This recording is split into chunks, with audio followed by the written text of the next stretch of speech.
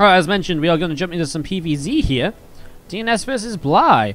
Honestly, I've really been enjoying the play of DnS lately. He's our red Protoss in the bottom right-hand side of the map.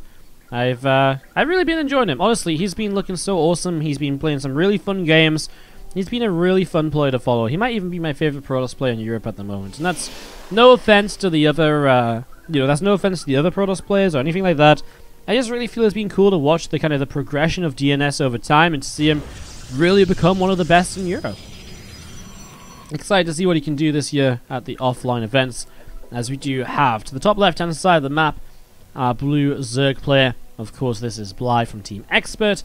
We just saw him losing out to Nurture in the previous series, so we'll see how he can do here against DnS in a different matchup, a ZVP. What's up, Faith SC? How you doing today? Still streaming after I finish your work? Angel Thump. Loving it, mate. Yeah, I started kind of late today because I was like being a bit lazy. Then I didn't know if I wanted to stream these replays and cast today, and I was like, oh, you know what, we'll do it for a couple hours. And then chat has been so awesome, and you guys have had so much fun with me, and I'm having so much fun that we're still here right now. I mean, we're only 3.5 hours into the stream, so it's not like we've been streaming for like an absolute eternity or anything, right? But it's been a lot of fun. It's been a lot of fun. I feel like just hanging out with you guys tonight for a while. So I think we're going to do maybe this series. Maybe we do one more series after this. Or thereabouts. And then I think we might switch it up into maybe we do some video games. Maybe we do some mono battles. Maybe some free-for-alls. I actually kind of want to play mono battles. Does anyone want to play mono battles? I kind of feel like just playing with you guys and stuff. So, yeah, I'm just kind of feeling like having a fun little night here. A fun little evening of StarCraft action. And just, you know, cast some games, maybe play some games. Maybe switch out to some Fortnite later on as well. I got the whole evening ahead of me because my sleep pattern is completely screwed up. So I'm all down for just playing the stupidest, playing late into the night. Maybe we just stream like 12 hours. Okay, maybe that'd be a bit too ridiculous. That'd be like 8 AM. We can stream like another 3 or 4 hours though. That's definitely down. Alright. Alright, now you're subscribed on your YouTube, says Jacob Bogue in the chat. Awesome, man. By the way, I hope I'm saying your name right. I'm going to assume I have because I've said it so many times today and you haven't complained. But do let me know if I'm saying it wrong. But, yeah, the YouTube channel is back in action, by the way, guys. YouTube.com/WardiTV. We upload VODs 2 to 3 times a day there. And we have them scheduled to go out for the next month or so already, or they will be scheduled to go out for the next month. We've got a lot of content to catch up on YouTube. So if you've enjoyed the matches today, maybe you missed a few of them, all the best ones go up on the YouTube channel. Again, it's youtube.com/WardiTV. We've been going towards 3,000 subscribers on YouTube, which is awesome. Just in general, it's kind of fun to see the growth on YouTube because it's just sort of snuck up on me. But in general, the videos are getting a lot of views nowadays, enough to justify kind of uploading them. And there's a little bit of extra kind of ad money in the pocket each month, which helps us to run another tournament or two, which is awesome to see as well. Alright, so you get set up here. Have a couple of extra gateways coming down from DnS. That generally means double Stargate if you go 3 gates right away. And I mean, there's the double Stargate dropping down right away there. So, bit of a late call for me because I was talking about other things. But in general, if you go 3 gates and no tech right now in PvZ, double Stargate's just a follow-up. The 3 gates keep you very safe while then investing heavily into kind of a Phoenix-based follow-up, which then allows you to do a lot of harassment and then get quite a lot done from that point on. So, Phoenix coming out here, we'll see what they can do over the next few minutes. What's up, Albert in the chat? How you doing with some Wardy hypes? How's your day today? Have you purchased your 500 bits for $1 as a loyal Twitch Prime user? It's crazy, man. I might buy Twitch Prime just so I can buy 500 bits for $1. That's insane. It's mental. It's absolutely mental. Double Stargate's actually become a little bit more popular lately. There's been another couple of games in this tournament where we have seen the usage of the double Stargate coming through. So it's been kind of exciting to kind of see this become, you know, somewhat of a viable option here. As we'll just see these few adepts poking around and actually just going to jump on over towards the natural expansion where they'll clean up another few lings. Maybe a couple of drones could be targeted down. They're a little bit slow to target the drones, so there's only going to be 4 workers killed here. Nope, Transfuse saves that drone. Nicely done by Bly. 3 workers for quite a few adepts, honestly. That was what, like 4 adepts? Oh, 6 adepts, wow. So that is kind of crazy. That's 6 adepts for... I guess he also killed a lot of lings, right? And that's what we're not seeing on the little counter on the side. He killed like 10 lings or so. I guess it's not also bad because he also forced these Zerglings out, which then allow him to take a worker lead while the Zerg is not droning. So That works out nicely too as the Phoenix make their first appearance. I'm so excited about the Phoenix that I just can't contain myself anymore. I just had to sneeze. But yeah, I mean a lot of Phoenix starting to come on up here, and they can start, of course, hunting down some of these overlords, etc., and start picking away some extra damage. I mean, obviously this drone line is just empty, so these things are going to start trading efficiently, and that's what's going to be so amazing for a Protoss player here, where you can just slow down that drone count, keep the action going, just keep the harassment up. That's not good though, losing one of these Phoenix, or even just letting it go low. That's more easily targeted a little bit later on. Forge Robo Facility coming up on this natural expansion here. Third base is mining away, and a couple more simulators are on their way up as well, so continue to set up into this now as we see more of these Phoenix are gathering up to the top side of the map. They're all going to be jumping in towards the main in the next few moments as we do see the +1 air weapons. That's actually about to kick on in here, so it's just going to help these Phoenix to clean out Queens, Overlords, whatever they lift up or find in the skies, just that much more quickly, help them to really amplify the damage they can get done, as we are going to be seeing the Lings continuing down towards the bottom right. And the Zealot, Sentry, Adept, and a Stalker here just going to be able to sit and deal with a couple of these Zerglings without really much issue at all. Again, the Phoenix flying back in for another few drone kills. Now, obviously, Bly can kind of drone heavily, and you can over-drone a little bit, knowing these Phoenix are likely to get some worker kills. As we do see, actually, look at this. Oh my god, these Queens just going to get lifted. Maybe loses a Phoenix here, starts to micro back. There's nice transfusions from Bly, and did he actually lose a Queen? He lost one Queen. I can't quite see, and the mess of kind of units coming down, the transfusions. The Queen for Phoenix, it's okay. It was a good defense from Bly, but at the same time, DnS did force out a lot of transfusions, right? So now there's less transfuse available as he comes back in once again. Now there's only 2 Queens here. The Queens have to run back up from the natural into the main. And DnS is going to take that as a chance to dive on in once more, and just the Hydra's coming through is going to make the difference. This time he doesn't get a kill and loses yet another Phoenix. Let's be a little bit careful with them as we see Storm, the Immortals on the way. The very standard follow-up here from DnS. DnS is one of these players that will play into this standard composition, but he will love to play into the carriers as soon as he takes a good fight for himself. So, by already having double Stargate up, he makes that transition to carriers that little bit easier, where throwing himself down a Fleet Beacon and an extra Stargate, suddenly 3 Stargates, he starts reducing carriers after he wins a fight maybe. Then he suddenly has a ton of carriers up on the map, and that's where things get so very difficult for Bly, as DnS definitely can get quite a bit done in that sort of a scenario. So, DnS, it's the way he likes to play. He plays it a lot. I've seen quite a few PvZ of DnS lately because he had quite a few PvZs in his WCS Challenger qualifiers and so on. So, interested to see how this goes. We do see a few drones getting picked off and 3 workers already going down. More Lings and Hydras coming through the center of the map here.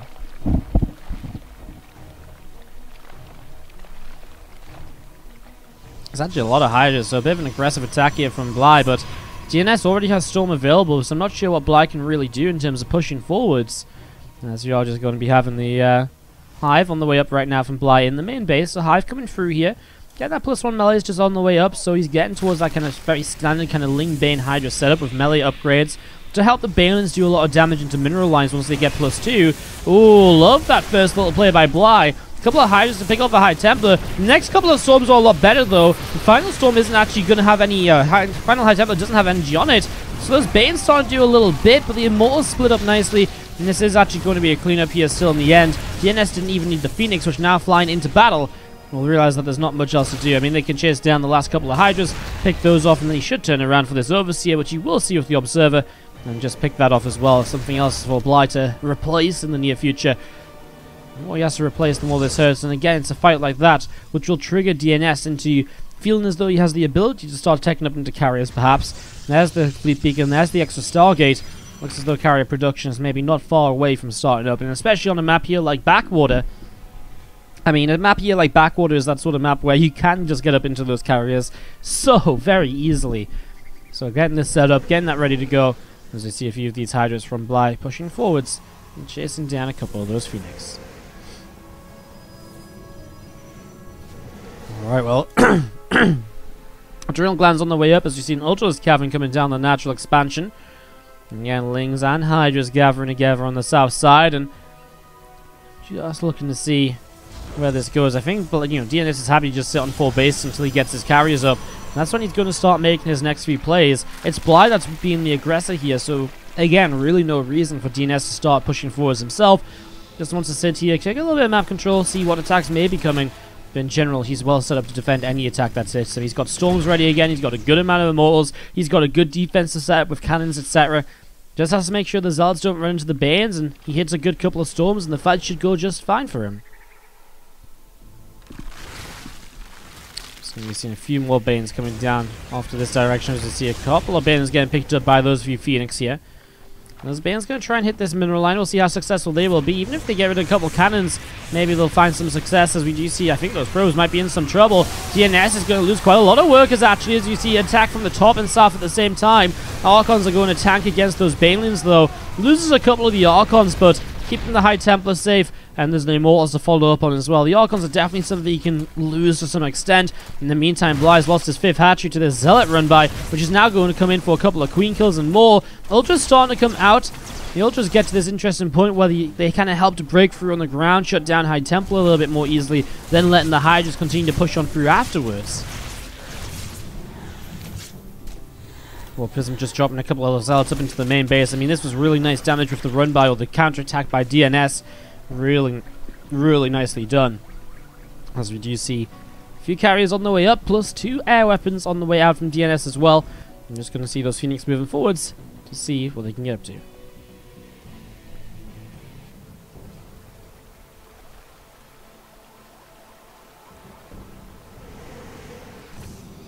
Another few Zealots warping in. We are going to be seeing a couple of drones. Getting picked away at. Ling is going to come in for a surround here. And I mean, while it's a cleanup, it's another 8 workers that go down. Also, thanks to the Phoenix diving into the 3rd base at the same time. DnS's economy is insane, by the way. A couple of you pointed out in chat. Even after those probe losses, he's still so comfortable. And I think that's, you know, the amazing thing about it, right? Obviously, Bly just lost a few workers too. But if you're above 70 workers, you're kind of fine. And you know, losing a few workers in a fight when you're on 4 bases, it's okay. It's when you start losing the fight, you start losing the fight and you lose your mineral line, because then you maybe can't afford to make probes to rebuild with, because you have to focus on rebuilding an army for the next wave. And then if you've lost the probes and you've lost the, then if you kind of rebuild your army and the next wave comes in and you use more probes and you haven't rebuilt them, it just starts off that cycle of momentum that can build up for the Zerg player. As we are going to be seeing the Hydras coming in, chasing down those few Phoenix. But the Phoenix going to come in. They are going to try for that Overlord. Not quite going to get it. Forces the Overseer. I mean, obviously the Overseer is useful in some regards. So maybe he didn't necessarily maybe want to build this, but it helps him to keep the Overlord alive. And I guess for now it works out. Obviously costs him a bit of money, but that's okay. As we are going to be seeing a couple of Creep Tumors being picked away at.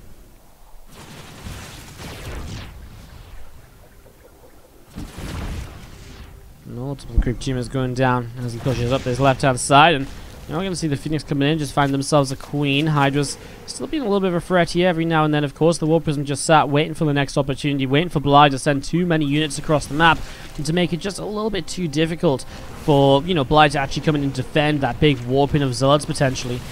I love this. This is such a typical play from DnS, bringing the carriers across to the 3rd base location where there's dead airspace to protect them from Hydras running in. And this is just the first time he's really using the carriers as well. They pick off a 3rd hatchery, and maybe he just recalls back home. I actually would love to see the recall, because I think sitting here is a little bit scary. With this many Lings, Ultras, and Hydras on the map, although maybe he feels like he can just run home. He sees it on the watchtower, and so by seeing it coming in on the watchtower, he just puts up that recall, and now he's got a Sim City set up. Those Ultras are going to be nowhere near as effective right away in the fight. Top side, War Prism getting ready to go. The Phoenix coming back home as well. Still alive at this stage of the game. Just a handful of Zealots to push back the drones here. Actually, how many kills have these Phoenix got, I wonder? 5 on 1, 3, 2, 6, and 7. Wow, 2, 3, 5, 6, 7. It's almost a straight. God. The Phoenix, they nearly have a great hand, but they're just missing that kind of gut shot 4. Unlucky. Well, another Zealot coming through, and we're going to be seeing the drones taking another little bit of damage. It's a cleanup here again, but it's just keeping units pinned back. It's keeping Bly's attention at home, rather than potentially being aggressive with what is generally an aggressive army. I mean, this army is meant to be dealing damage. It's meant to be stopping DnS from getting into more and more carriers, so that maybe there's a way in which Bly can keep the carrier count reasonable, and at some point fight this. But, when DnS is added on extra Stargates to go up to 5, and he's on 9 carriers, I think Bly might have missed his aggressive timings in this one. This War Prism should be backing away, and it will just survive these Hydralisks, fortunately. Although as a Corruptor comes out, he'll be able to chase down for a natural kill. And a Viper or 2 coming out as well to start helping out against these carriers. Again, Bly's been behind from early on in this game. The early attacks were very committed, and he lost a lot. And he lost a lot to the counters as well. So taking up beyond what he's already got is a difficulty for him. And it's one of those games where you kind of look at it, and from our point of view, it's like, well, Bly, what you're doing doesn't sort of really feel as though, feels as though it doesn't really make sense, You're like, I don't think you're making the right decisions. But when you're in the game in this scenario, Bly's just doing what he can to survive, because that's his initial instinct. Survive, and then maybe try and deal with the army. Whereas that's obviously not going to help him win the game. It'll help him stay alive longer in the game, but again, that's the issue. If he tries to win the game right now, maybe it's a bit too quick as we see the initial storms coming down. The interceptors get to work. The first couple of ultras just absolutely melted. He hits the feedbacks on the Vipers as well. I mean, this Grand Army is going to get crushed for DnS. What he has on the ground disappears pretty quick, but the carriers are left over in mountainous numbers, because all that's left on the ground for Bly is Ultralisk. So the carriers are like, okay, cool, well, we just have to chase those Ultras down. We're going to have a pretty okay time here. Doesn't have a recall just yet, though, so it's going to be a little bit slow. Feedbacks those couple of overseers, morphs in these Archons, has some cannons and a shield battery or two to buy some time for the carriers to get back home. As he comes on in, we are going to see those Ultras starting to drop, so again, I mean, he kills off another couple of Archons, he gets a bit more value out of them. Carries a little bit lazy at the moment, but 17 workers in the meantime. DTs have been getting to work, and so Bly is losing economy all over again. 40 workers left in the game. He is fallen below 100 supply. If he loses these Ultras, he's going to be below 100 supply, and he is starting to lose them. Man, Bly is in so much trouble. If Bly had a bank for, that would have been a good fight for him. Yeah, maybe. And if Bly could have remaxed from this, I mean, okay, you've cleaned out the ground army. You've remaxed on Corruptors, and you can take on the carriers with no support. Maybe that actually really works for you, but the big issue is he didn't have a follow-up, right? If suddenly he makes 30 Corruptors now and remax, then these carriers really don't do so well against all those Corruptors. But that just didn't happen, and Bly knew it as well, because if Bly had won that fight and had a bank to remax, he would have pulled the Ultras back home, gotten the Corruptors up, and then gone again with everything, because then the Ultras would have dealt with new High Temple on the low ground, the Corruptors could have came in and clean up the carriers, but of course that's the way that this game is going. The carriers are just not going to, the DnS has just been in a lead that he's in this sort of lead that Bly's not going to be able to fight against, and he knows these carriers are not going to fail him in the larger fights with the way that it's been going. He starts up a few Void Rays now to begin getting a bit of an answer to the carriers, which does make sense. Obviously you want something which is going to be able to, sorry, not the carriers, the Corruptors. As the Corruptors count starts to build, the Voids will definitely help out. And, yeah, no, again, it's just the fact that these Corruptors aren't coming out in masses of numbers right away. He's building up like 3 or 4 at a time as he gets the money. And that's just not how this works. That's not how you win this sort of scenario, unfortunately. Well, +2 Carapace coming up on the Spire. And we are going to be seeing carriers coming through the center of the map. Throwing those interceptors out there, reaching out to clean out some of this creep spread at the moment. You actually see a lot of this creep starting to be cleaned on out here, as we are going to be having these Corruptors coming through, and they are going to be able to take down the couple of Phoenix in the front. I don't think the Phoenix are really something that DnS cares about at all anymore. The Corruptors melt, and that is GG. DnS takes game number 1 of this best of 3. Supply taps out of 1-0. In the top left-hand side, our red Protoss player for Cascade is DnS. And at the bottom right-hand side, our blue Zerg player is Bly. Thankfully, you're joking, aren't you? No, I use Razer stuff. I use Razer Abyss's V2, and I have a Razer Blade laptop. And I'm not gonna lie, I love the mouse. The Abyss's V2 is awesome. I used to use a Zari Miko, and since I stopped using the Zari Miko, I've had a really tough time finding a symmetrical mouse that has been of a decent size. And the Abyss's V2 is exactly what I wanted. And then my Razer Blade, I absolutely love as well. Best laptop, best gift I've bought myself in years. I love it. It's awesome. Could not be happier. Anyways. I have a Kingston keyboard, a Corsair mouse, and a Logitech mousepad. Asus monitor. I have all sorts of stuff as well. I have Zari BenQ monitors. I actually have a bunch of different keyboards. I'm currently using a WASD keyboard with my WardiTV logo on it. I'm currently using a Zari Celeritas V2 keyboard as well, and I'm also having an ASIO keyboard from Root Gaming. ASIO is their new sponsor. I also have an ASIO keyboard to use as well that I've been trying out here and there as well. So I've got a bunch of different keyboards. I currently actually use the ASIO mousepad, which they just sent me. I also use the SteelSeries Quick mousepad because I think that's really awesome.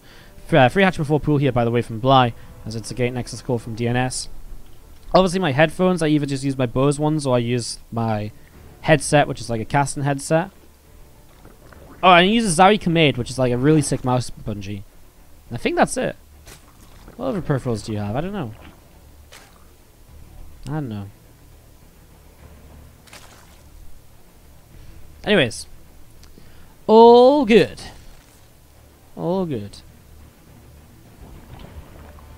Bose headphones, why not just set a pile of money on fire? Honestly, dude, my Bose headphones are like the Bose Quiet Comfort noise cancelling ones. What are they? Like the QC35s maybe?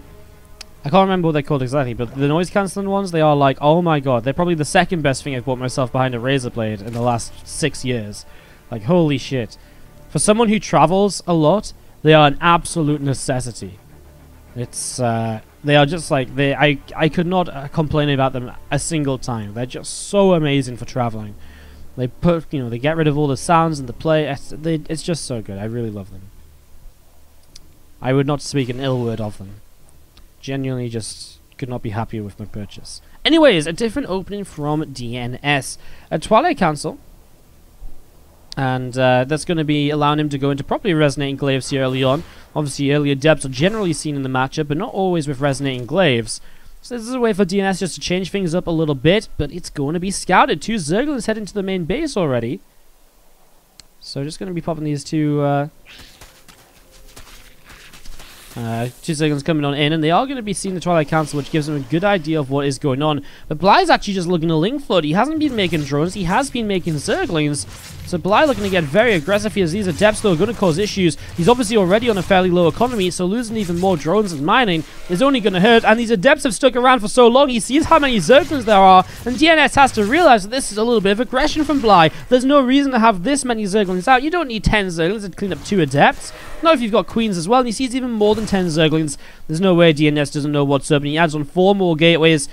He hasn't added a gateway on at the front just yet, which I do find surprising. So maybe he doesn't quite know what this is. Maybe he was just aiming to 6-gate glaives roll in anyways. As we are going to be seeing an Adept coming in. He will get a shield battery though, and that's going to be an important part of this as Bly. One of these gateways is even proxied. This is actually going to be a little bit weird, because Bly is going to hit the front, but I think DnS will just be able to warp in at home when he sees this and just defend. Warp gates are on the way through right now, although I guess he only has 1 of them. He is going to lose his gateway to the right-hand side. Shield battery is not going to be here just yet. The Adept has to shade away, so the Cybercore in some trouble. He'll try and re-wall on the right-hand side. The pylon comes down. It is a wall off once again, so DnS buys a bit more time. Sentry warps in as the extra gates come online, and I think he's bought himself enough time now to continue with this. There's another building, so it's another wall off. He loses his Cybercore, which he'll have to rebuild, otherwise he can't build Adepts. But as Bly continues to attack, obviously this is more than a good enough of a defense from DnS. Because all he has to do is survive this, and he's going to be in a fine position moving forwards. And the fact he's going to have Adepts and Glaives, and he already has a fast proxy kind of counterattack set up, it just means that it's going to be so difficult for Bly to ever survive against this. You're going to see, obviously, the biggest issue is maybe the lack of a Cybercore. But as soon as that Cybercore comes up, it's going to allow DnS to just push across the map so aggressively, and it's going to punish Bly so heavily, because as soon as those Adepts get into better numbers, such as, 6 gates of Adepts warping in at once, that's going to become a much bigger issue for Bly to deal with. In fact, maybe the best thing for this from Bly is that he's actually shut down the gateway count a little bit at the front. 2 Adepts have already come into the third base. No real workers here to actually get rid of, though. Probes actually pull in to block the front, because right now, actually, DnS is struggling to hold on a little bit more than I thought he would. The Adept count is getting up here at the front, though, as the extra gates come online. The probes have done their duty. They've held the wall, and now a couple of sentries here, too. Looks as though Bly is going to run out of momentum. DnS gets a proper wall off up once again. Even if he cancels this now, there's too many Adepts for it to actually truly be a concern. As we're just going to be seeing Bly is, well, I mean, again, just losing out units. He has to keep throwing units towards DnS's front, because there's no way he just backs away from this and like, 21 workers, I didn't kill a single probe. This is fine. No, this is the sort of scenario where it's like, the room's on fire. Bly has to get out of it right now. He's going to burn to death. And he just end up tapping out, because he knows you just don't win from that sort of position.